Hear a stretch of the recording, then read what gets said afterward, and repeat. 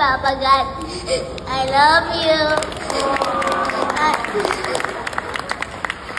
Thank you sa tiwala niyo sa akin. Sa award. Sa pag-coach, sa pag-ante. Wala pong iba kung di mama ko.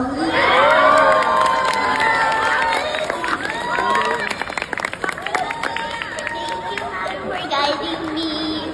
I love you. Sa daddy at kapatid ko. Sean, thank you for supporting and believing in me. At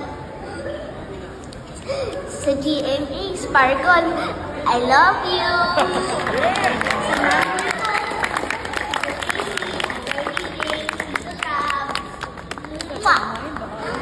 Thank you, Miss Annette, Tita Nessa, Miss Anne, Tito JC, Directing. Hindi ko po magagawa ang role na ito kundi sa inyong lahat. At sa Greenbone family. Thank you.